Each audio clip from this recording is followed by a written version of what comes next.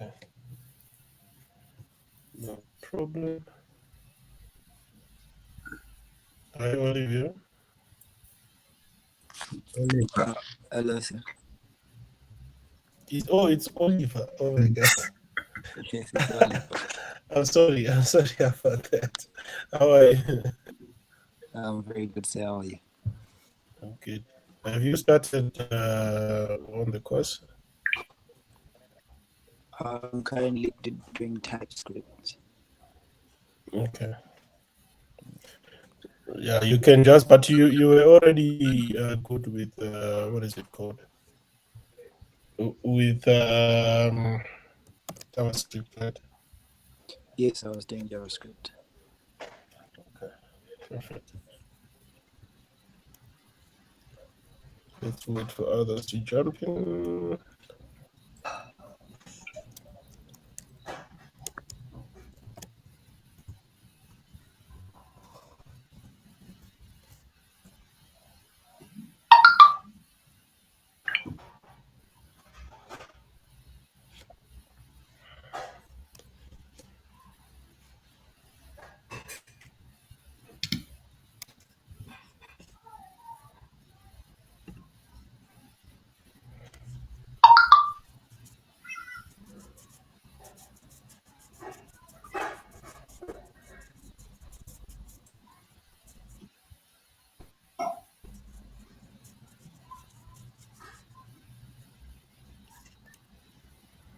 See you, Titus.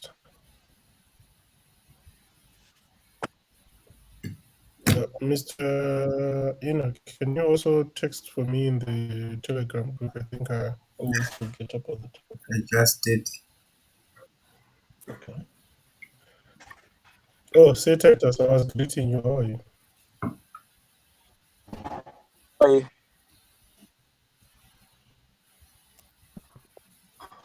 How was your day? Yes, good. Oh, man. Oh, man. Finally, we get to write more code.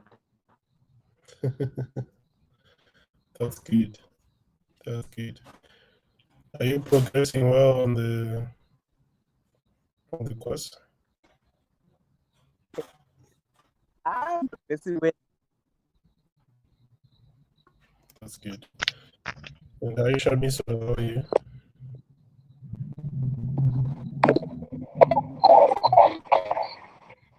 I'm good. How are you doing? Have you started on the course? Not yet. I've been very busy, like with lectures and assignments that needed to be submitted over the past 2 days. But I'm hoping that I will start today. Okay, I understand. Yeah, the course, by the way, is not very long. In total, it's not more than 3 hours, despite the reading material anyway. So maybe if you can spread out like 30 minutes each day, I'm sure you must be able to finish it within the next 7 days. So it's not a lot of stuff, by the way.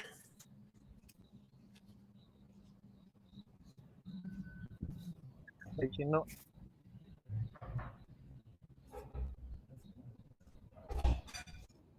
I think Mr. Titus, I think you are breaking. If you're trying to speak, we can't hear you.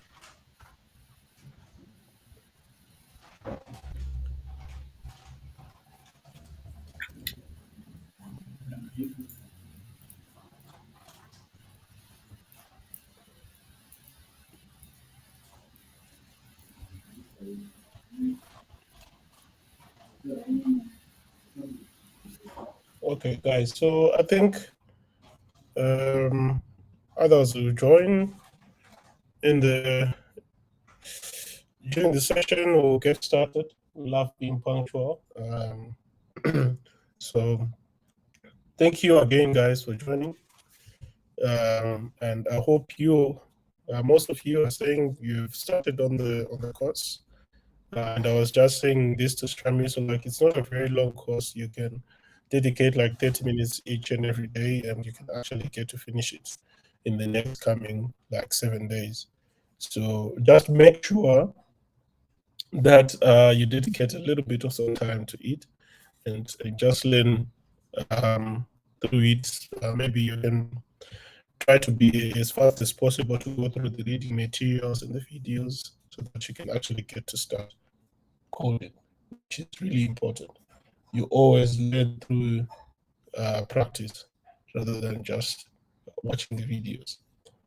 And today we are going to focus on a number of things, as I promised yesterday, that we are going to be discussing, or we're going to be doing a demonstration of basically the internet identity. So just give me a moment here. I'll share my screen with you.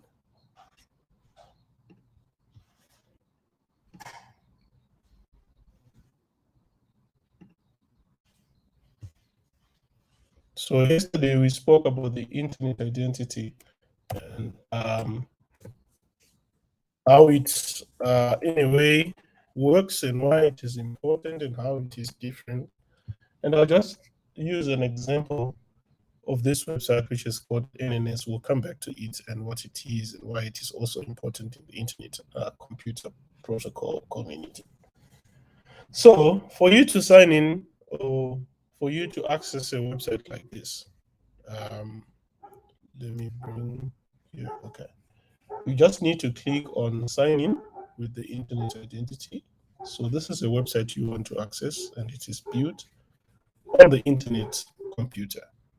So as you can see here, I already have a couple of identities that I have, but let's say you've never used the internet identity. The first thing you want to go ahead and do is to create a new identity. So here it's asking you for the internet identity. That is if you already have, you are moving to a new device or something like that. But here we are assuming you do not have the internet identity.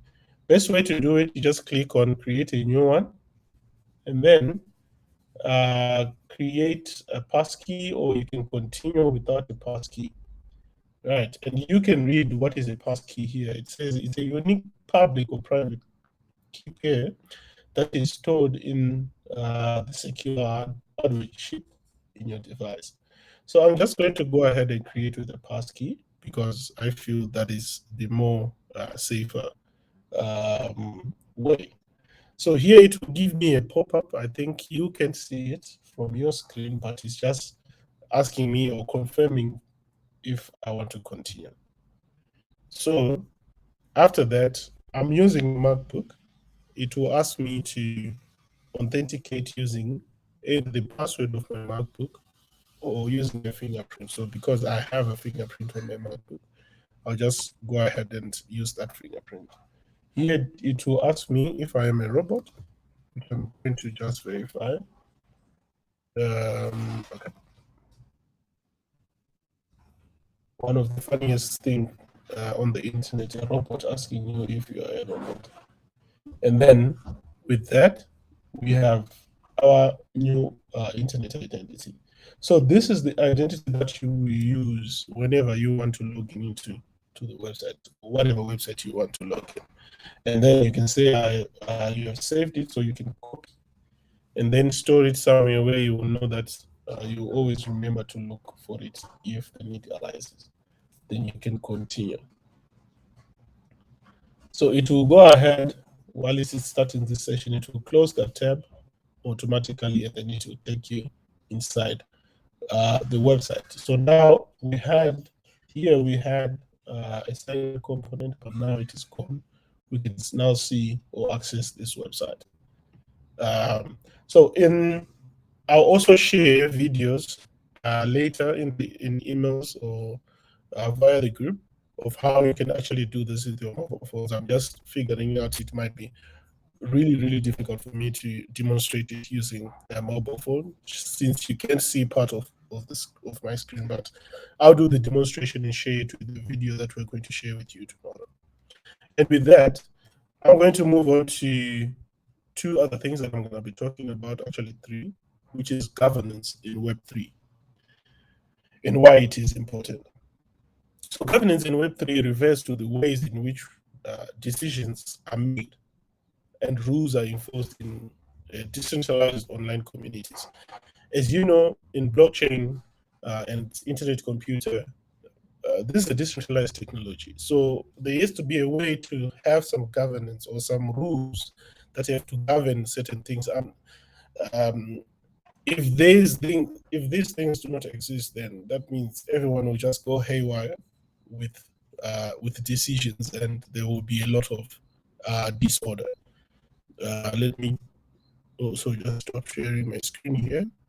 So to that effect, there is what we call governance, which is really important in Web3. So unlike traditional governance, where decisions are made by a central authority, Web3 governance is often more democratic and decentralized, right? And in Web3, governance is about how decisions are made in a system where there is no central control.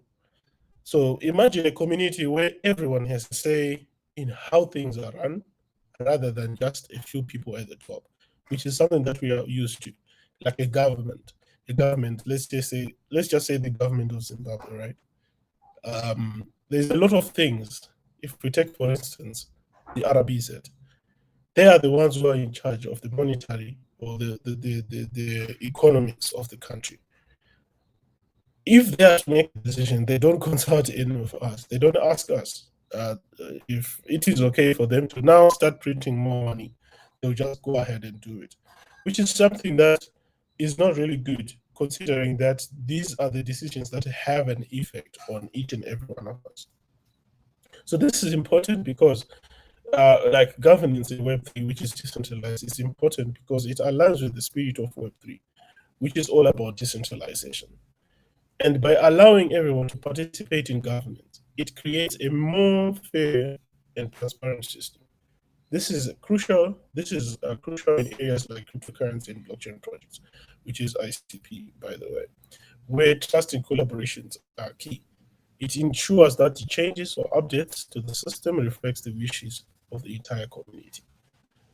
And then if you have questions on this, you can start just typing it in the chat box, and then I'll just come back to all of your questions. Another word that you also hear being tossed around the blockchain space is a DAO, which is DAO. So this is abbreviated as Decentralized Autonomous Organization, which is a novel form of an organization that's especially relevant in the Web3 space. And for me to make you understand like, what a DAO is, just imagine a club or a company that runs entirely online and where all the major decisions are made by its members, not by a CEO or a board of directors. That's what a DAO is. It's like a democratic club where everyone vote counts. So another example to give you of why this is really important is, I don't know if you guys have been following the story of Sam Altman and OpenAI, one of the biggest AI companies in the world right now. The CEO just got fired without the knowledge of a lot of the investors who are involved in OpenAI, and the decision was just made by 4 people who were the board members of OpenAI. I mean. So in situations like that, it puts a company in jeopardy because then there's a lot of mistrust that then goes around in a situation like that. And then there's a lot of people who will lose interest in whatever you're building, no matter how good it is. If decisions are just rampantly made by a group of people without even asking other important stakeholders for their input. So this is where a DAO actually solves those problems. So members of a DAO use blockchain technology to vote on important decisions, like how to spend their funds or which projects to undertake. This setup is completely transparent and automated. So once a decision is made, it is executed automatically without any one person in charge. The reason DAOs are important is that they represent a new way of organizing and collaborating without the need for traditional hierarchy structures. This can lead to more fair and community-focused outcomes, especially in areas like investments, charity, and even managing online communities. So this is something that really works for a company that is totally run like online. Like these days, this is something which is really common. Like an example of Bitcoin or Ethereum, they don't have an office where you say, I can go to this office and I'll see the Bitcoin team sitting on desk or something and like lodge a complaint or something like that. It's they are decentralized. You can not even tell where like the majority of the people who are supporting the network are based in. And with that, it brings us to the NNS, or the network nervous system of the internet computer. The reason why I had to go and explain about governance and DAOs is because this is something, the screen I was just sharing, let me show it again.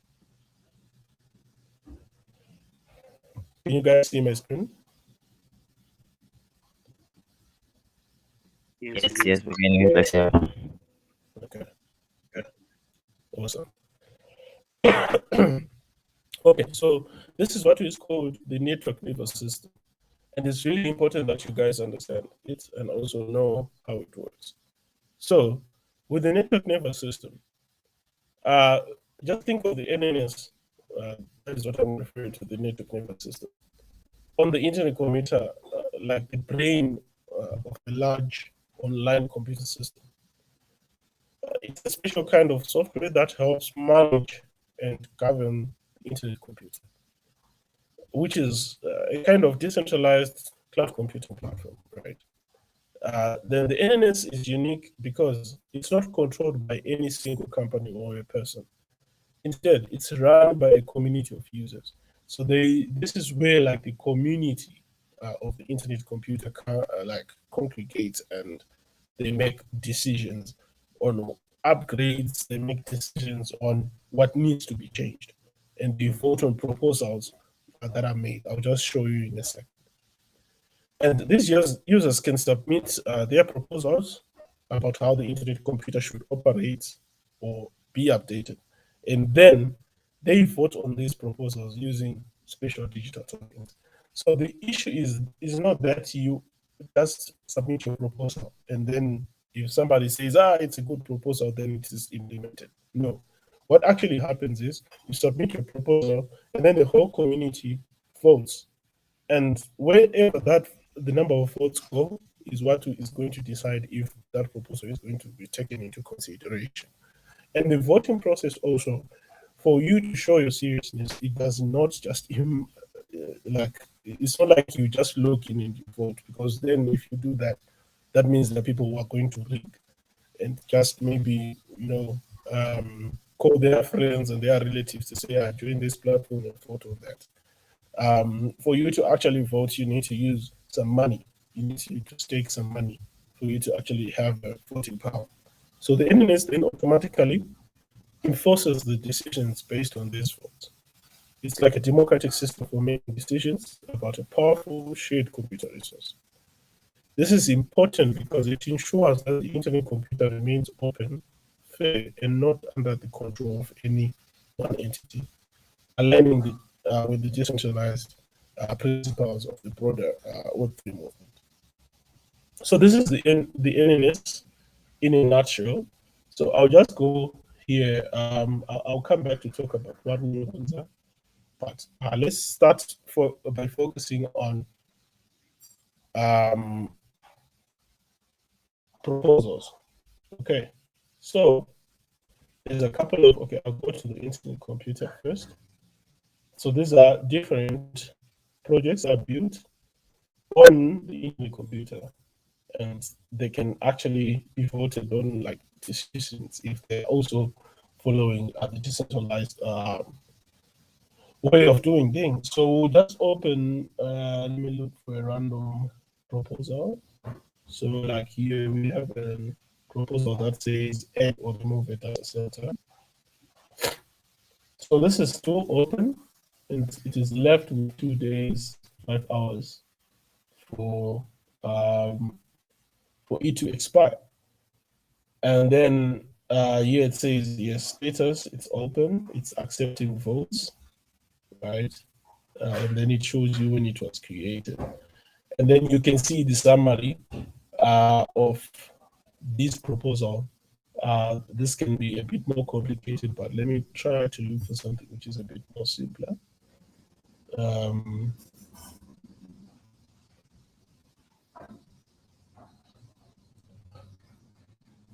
Sorry, my internet, it's still down. Let me just try to refresh. Can you guys hear me? Am I still connected, Mr. Enoch? Yes. Okay, beautiful. I just refreshed this. So let's just go to the open chat. Proposals. So this is just another example of a project that is built on the Intel computer, and that they have the proposal summary. So what you can do as an individual, if you are interested in a project like this, right, is you can go ahead and read and understand what do these guys really want to do, right? And what is their proposal on whatever technology, whatever changes that they want to make. So then now, what is required for you is to have some tokens. This is a newly created account. I haven't deposited some ICP or the chat tokens here. So normally the process is I have to deposit some ICP tokens, and then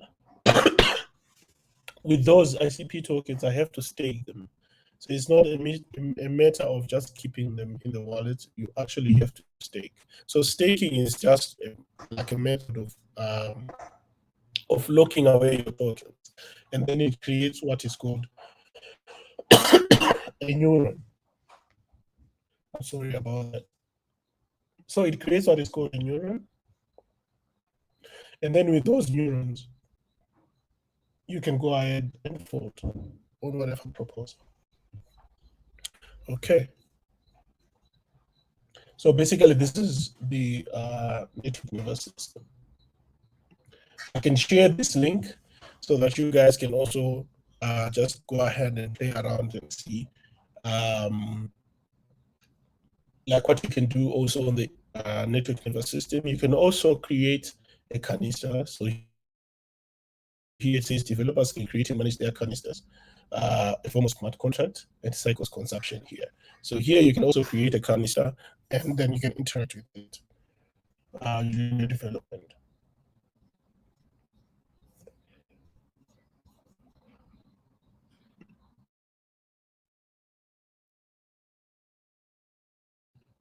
Okay. So I got into the question. There's a question from Titus.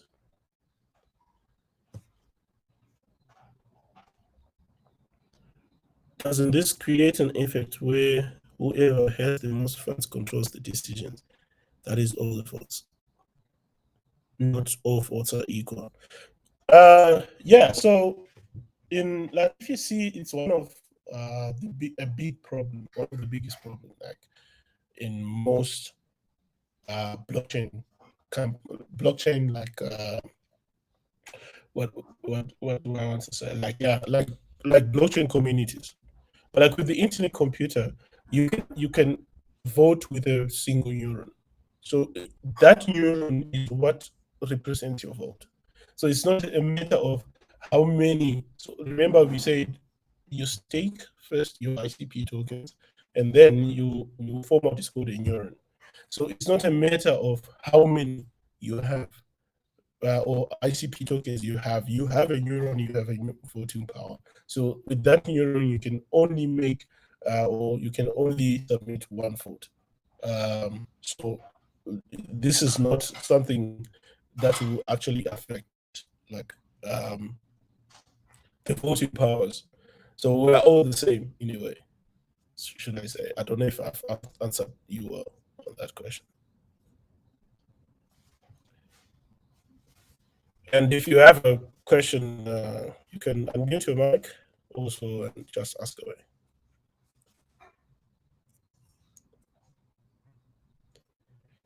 Okay, I think I'll leave it to you, Mr. Enoch. I think okay, I think I want to take on to add more on the question of Mr. On Titus and Sam as well. So you guys can hear me, right?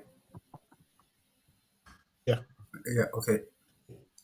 So to add on that, so when you stake the tokens, it's true that depending, like let's say you are the developer, you are working on a project of your own on the IC, right? And then you decide to make it decentralized. So it's actually an option. If you want, you can make it decentralized, or you can also, if you decide and like you want to go on and create what is called an SNS. It's a decentralized DAO. Just like if you look at the screen, you can see draggings, open chat. These are all like SNS. These are all decentralized, as what Mr. Confidence was demonstrating.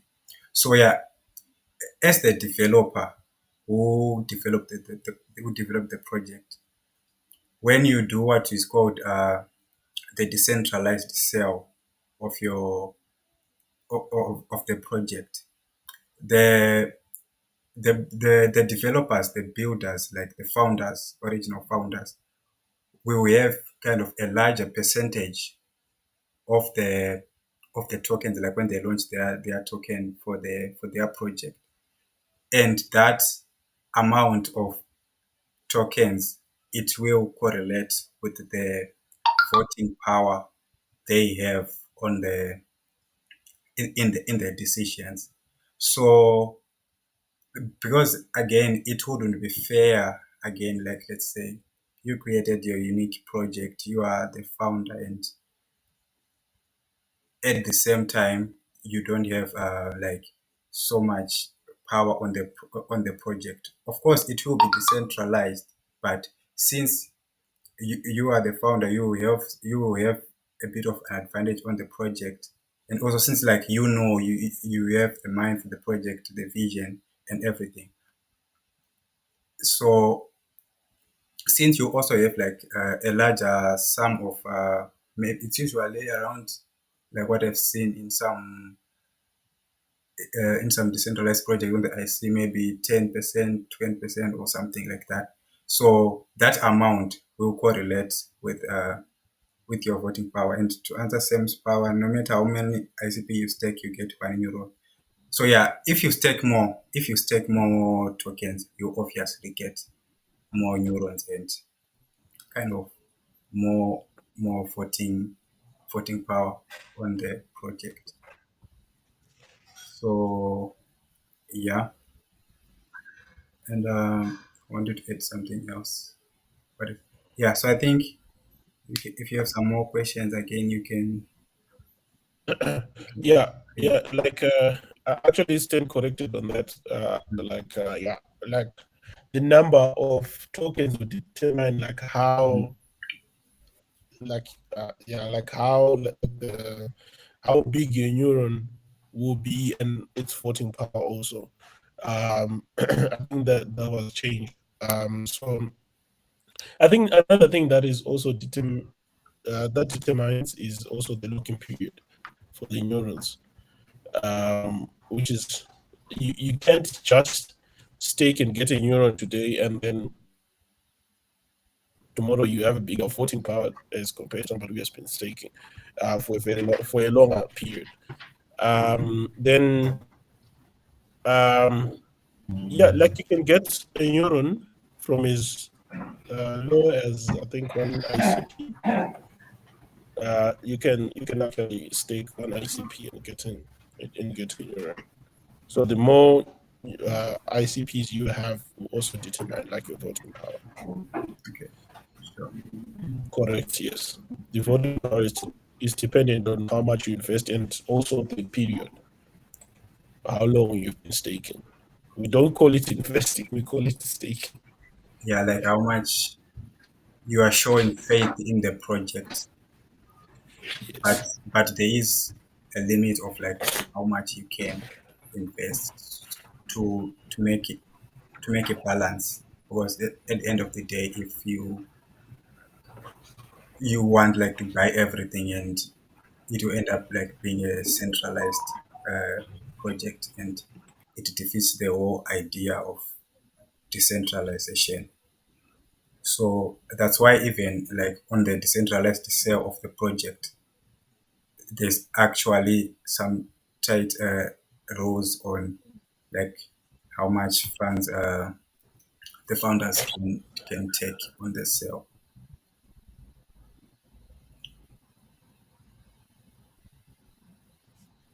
Um, any more questions? So Okay. Yeah. were you You done can with the take it away. confidence? I can. I was done. I was done. You can Okay. take it away. I actually think I took a lot of time. We're almost at the 40 minutes mark. I'll try to rush through. Okay, so I just want to talk about canisters. Like we have been talking about canisters since the beginning of this program, but I'm sure some of you still don't really understand what's going on. And I'm also seeing some of the, like, when talking with some of you and some of the projects, like, they are not really in line with, like, what we are trying to build in this program. So I think I mentioned it in yesterday's session. I'll mention it again today. The projects we are focusing on in this program, they are not just any other general projects like in other coding projects. These are canister specific, like internet computer specific projects. If you have an idea, you have like, or maybe you have another project implementation you have on the side, and you want to come with it in this program and maybe submit it for the hackathon, try to make sure, like, try to import it like into a canister. Try to find a way of transferring the logic into the canister, and that way um, your project will be accepted. We are not accepting any general coding projects. They should be in the canister. Okay, so what is a canister itself? That's what I want to talk about. So a canister is basically your code that will be running on the internet computer. And there's another aspect about a canister that is called an actor of the canister. So what an actor does is it manages like the messages. It processes the messages going in and outside outside the canister. So in Rust and TypeScript, the idea of actor, the canister itself is still an actor, but it's not like easily demonstrated. But in Motoko is the one that easily demonstrates what an actor really is. And I'll expand further why knowing what an actor is, and why it's important to know what an actor is. So let me share my screen.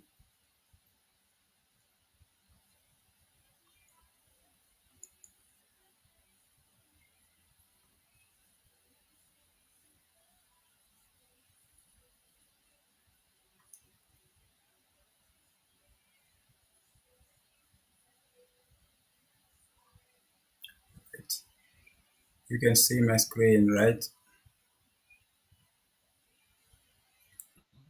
Yes. Okay, cool.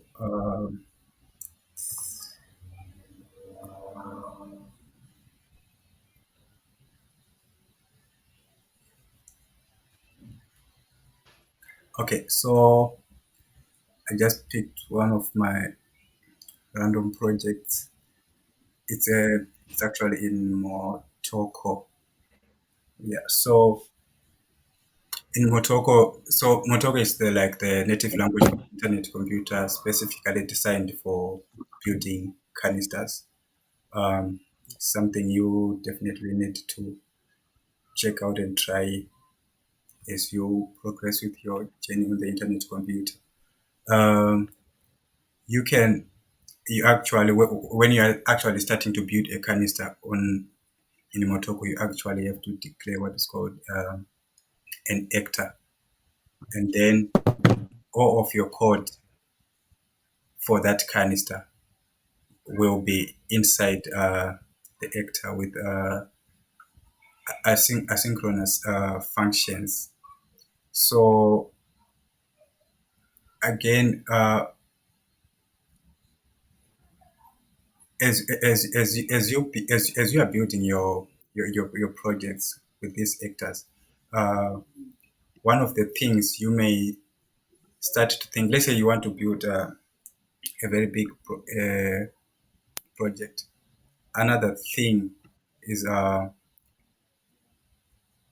scalability. Scalability. So another thing I would like to talk about is like scalability and storage in the canisters. So right now the limit of uh, of a canister storage is 96 gigabytes per canister. That's the only storage you can store in a single canister. It started very low, like at 40, and it was progressing. We actually received the news that it's now 96. I think a few months ago. So as you build as you build your canister, you might want to you might start thinking like, okay, my project is really big. I can't have only like 100 gig of storage. So you can now start choosing to either do a multi-canister architecture or a single canister architecture. So when you start thinking like that now, this is where the knowledge of how actors work starts to come in play, because you will need to make some calls between your canisters. You have this canister is implementing this kind of logic. You have this canister is implementing this logic again. And as your project grows, you need to be able to handle all those canisters. And also actors help you like to create canisters dynamically. So let's say I'll give an example of an NFT project. We have quite a huge NFT project, right? And some users come to your marketplace, creates their account, and they want to launch some collections, some kind of NFT collections. So what a problem you basically start to face is like, if you're just using a single canister, NFTs will be like images and whatever, and they are really big. So you might want to start thinking like, what if I say each user, when they launch their NFTs, they launch their own canister. So in that way now, as you understand how to deal with your actors, you can say when a user creates an account on my website, when they want to launch their collection, they deploy a canister. You can easily do this programmatically, and it will be like it will help the scalability of your project really well. I'll give another example of how this can come in handy on the issue of scalability on the internet computer. I can talk about open chat, for example. They have thousands of users, open chat, and with only like 1 gig, 96 gig of storage per canister.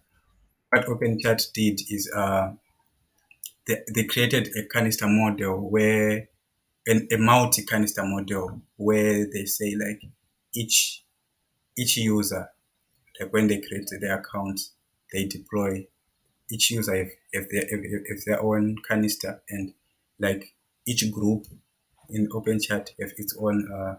Sorry, my internet is acting really weird and slow today. Uh, each group have its own canister as well. So, and they will need to be communicating again. So that's basically really like the best way to build like scalable applications on the internet computer. You create your canisters and their actors, and then you do some logic to deploy them programmatically, like, and your project can actually scale like infinitely, because there's no limit to how you can programmatically create another another actor. Each actor, you only have like a single canister like this one, right? And it will be like a class. If you are aware of how classes and objects works generally in programming, a class can like create objects from it. So that's basically what you'll be doing. You create like sort of an actor class, and with some logic, it will be creating some child canisters. And it will actually be simple. You can have just one canister like this, and it will be able to generate thousands of other canisters. So that's it about scalability on the internet computer and storage. Um, we will. There is another thing I didn't touch really well. It's something you shouldn't really worry about right now. Like, there is an issue of stable storage and non-stable storage. So I'm saying like you don't have to worry about it, because as we are building with TypeScript, it have what is called stable storage. So as you store your storage in the canisters, your data will be stored in the stable storage in itself permanently, and it won't be lost. It's what is called orthogonal persistent on the internet computer. Your data will just be stored in the variables, and that will be it. It will be stored uh, in the stable storage of the canisters. So next is about the type of canisters you can build. So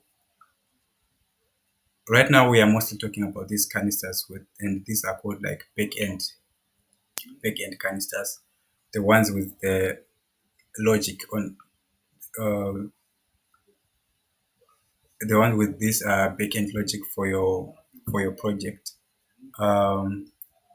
And then you can also have front-end canisters. So let's say in this project I'm playing around here with, I can show you this TFX JSON. So as you might have, if you had started the decade course, there was a brief explanation of what the TFX JSON is. So this TFX JSON it lays out like the canisters that are in your project.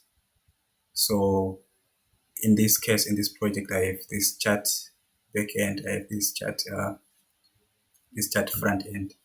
So this front end now is another type of canister you can build. You can have on the internet computer. And what you can do with this front end canister is basically create any kind of front end on the internet computer. You can use it React, you can use it Svelte, you can use Next.js, and like in this case, I actually built the front end of this project with a React.js front end with using Tailwind CSS for styling. And once you configure your DFX JSON well, and you deploy it to the internet computer, your front end will be deployed with it, and you can start interacting it on the internet computer.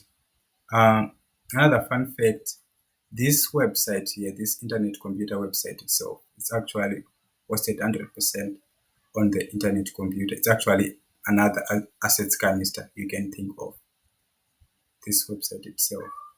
So yeah, when you deploy your canisters live, you get this canisters.ids JSON that will be having like the canister ID, that we have the canister IDs for your front-end canister and your back-end canister. You can also have multiple back-end canisters here.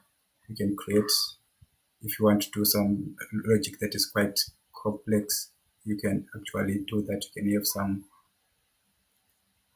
other canisters, some other back-end canister, whatever, management, etc. So, and then I would like to touch on cycles. We've also been talking about cycles, like canisters run with the cycles on the internet. That's how you pay for the computation, the storage. You pay with cycles. So you pay cycles for the first time only when you deploy your canister. You pay about, each canister uses it needs at least what is called 1 trillion cycle, 1 trillion cycles to be able to be deployed on the mainnet. But the way they set up the CDK, the Internet Computer CDK, which you have on your local machine, is that when you deploy a canister, it's deployed with some extra cycles. So it's deployed with 3 trillion cycles each canister. So let's say, so when I actually deployed this this project, I actually used about 6 trillion cycles, and they are very cheap. They are like 6 trillion cycle. They can cost maybe something like $5 or so, and this can last you. Let's say you are building a simple project. This can last you for about months, but months actually, 2 months, 3 months, 4 months, depending on how busy you can say is. And you can actually now start to compare this with actual like hosting services, Web2 hosting services. You basically be paying like $5, $6, $7, $10 monthly for hosting your front end, for hosting like your project with OpenSea, not OpenSea, I mean like any other hosting services. You're basically paying monthly, and here on the internet computer, to have all your front end running smoothly, like beautiful front end, like this internet computer here. You can just have like $5, and then your project can run on the internet computer like 3 months or so, without 4 months, 5 months, without any worry of whatever. And then after that period of time, you can actually check the balance of your cycles in the canister, because so that's your duty as a developer of the canister.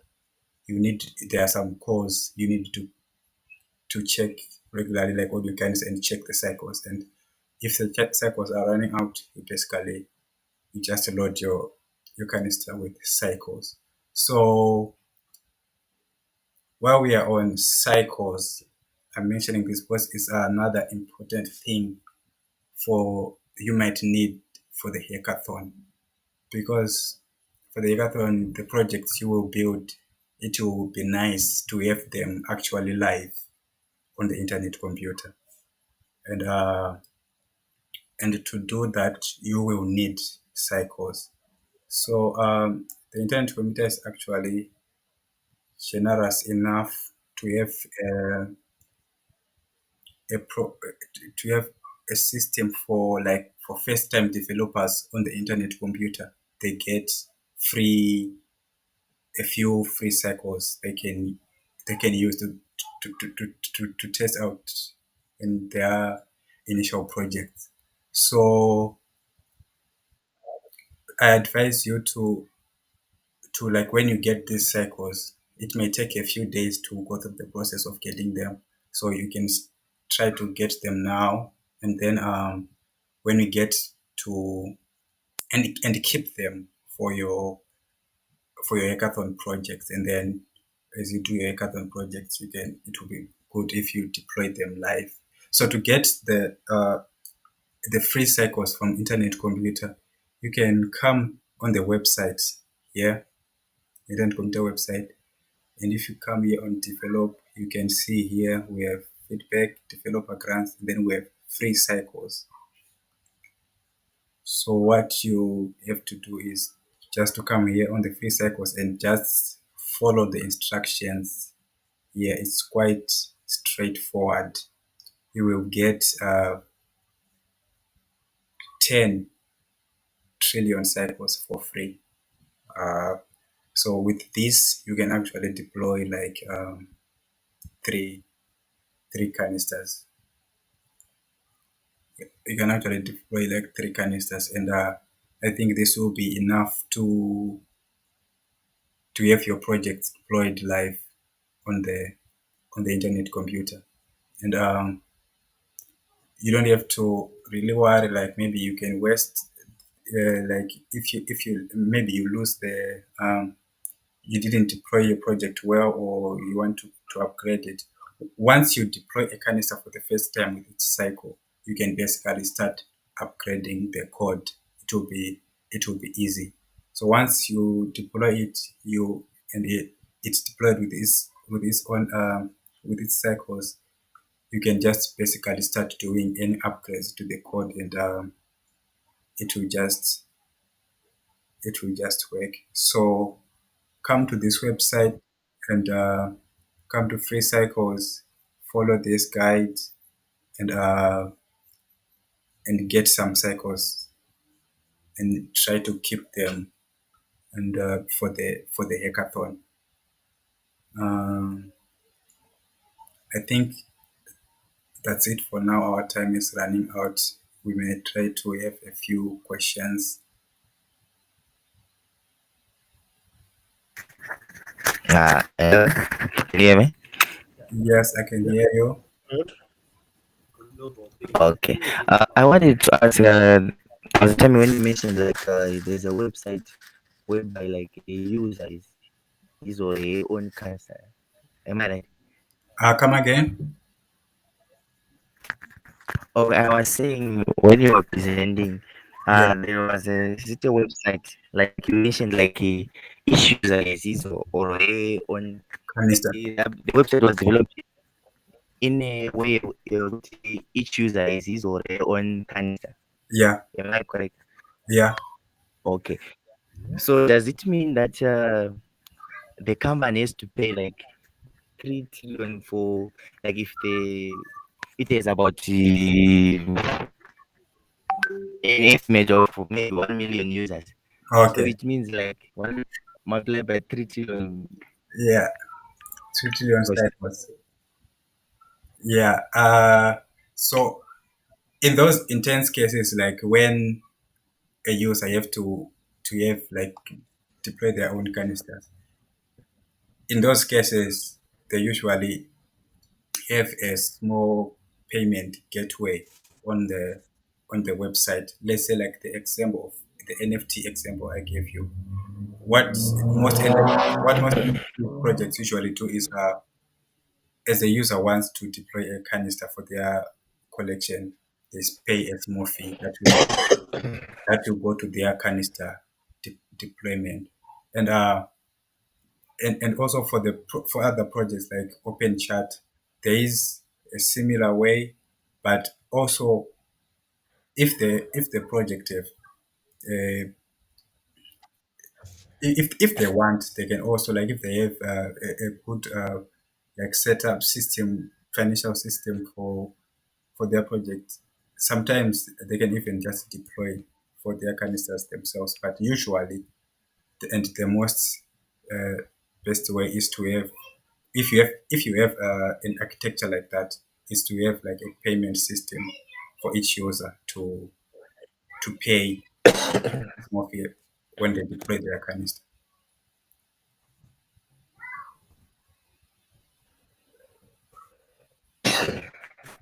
Okay, thank you. Yeah.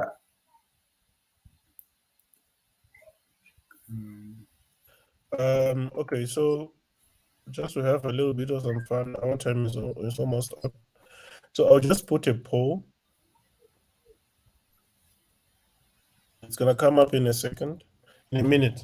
I mean, so we have some T-shirts that we are going to be giving away, some internet computer T-shirts and other really cool stuff. So just to make these sessions also quite interesting, we just have one question, which is multiple choice. For those that get it correct, then you can then win the prize. But for the moment, you can continue with asking the questions while I just work on it. Just give me a minute.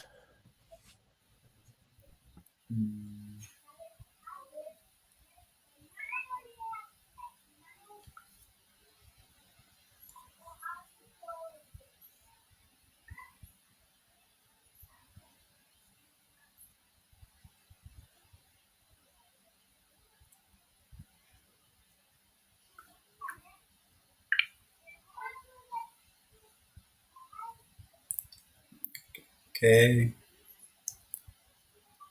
Waiting for the poll. Yeah, I think he's drafting it.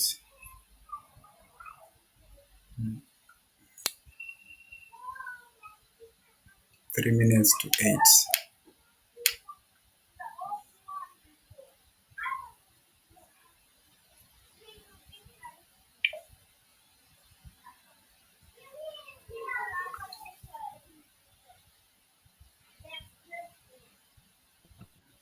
There are no further questions? Yeah. I think Okay, so, okay.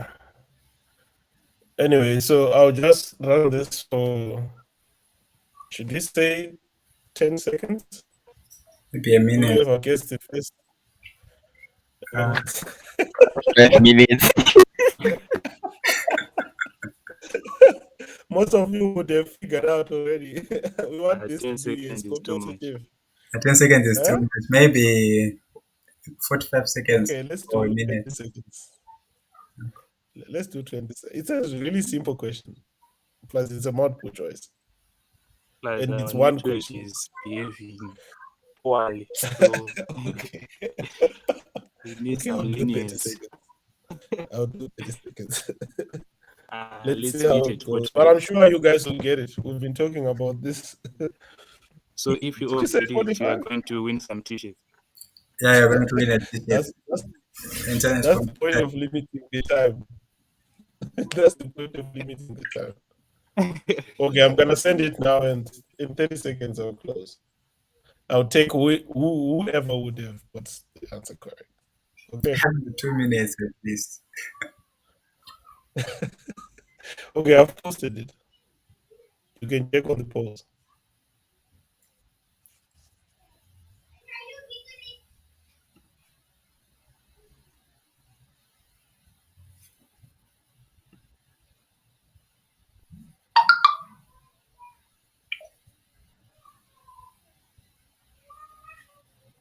Okay.